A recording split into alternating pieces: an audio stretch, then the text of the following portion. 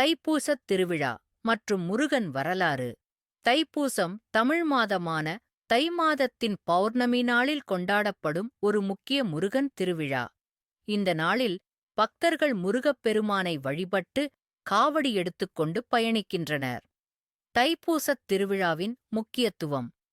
தைப்பூசம் கடவுள் முருகனுக்கு பெரிதும் தொடர்புடைய நாள். புராணக் கதைகள் படி இந்த நாளில் பார்வதி தேவியின் சக்தியால் முருகன் அவதரித்ததாக கூறப்படுகிறது. மேலும் இந்த நாளில் முருகப்பெருமான் தன் வேலால் அரக்கன் சூரபத்மனை அழித்து உலகத்திற்கு தாரகை உருவானதாகவும் சொல்லப்படுகிறது. தாரகாசுரன் மற்றும் சூரபத்மன் அரக்கர்களின் அராஜகம். திரிபுராசுரர்களை அழிக்க வேண்டும் என்று தேவர்கள் பிரார்த்திக்க சிவபெருமான் தனது கண்களைத் திறந்து ஆறுமுகத்துடன் முருகனை உருவாக்கினார். முருகன் தன் சக்தியால் தேவர்கள் துன்புறும்போது அவர்களை காப்பாற்ற வருகிறார். இரண்டாம் பார்வதி தேவி வேலினை அழித்தல்.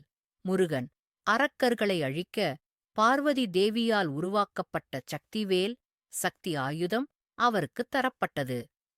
இந்த வேல் பெற்ற தினமே தைப்பூசம் என்று குறிப்பிடப்படுகிறது. மூன்றாம் சூரபத்மனின் வதம். முருகன் தனது சேனையுடன் சூரபத்மனை எதிர்த்து போர் புரிகிறார். பல நாட்கள் போரிட்டு இறுதியாக வேலால் சூரபத்மனை இரு பகுதிகளாக வெட்டி அவன் ஒரு பகுதி மயூரமாகவும் மற்றொன்று சேவலாகவும் மாறி முருகனின் வாகனமாக இருந்து வழிபடப்படுகிறது.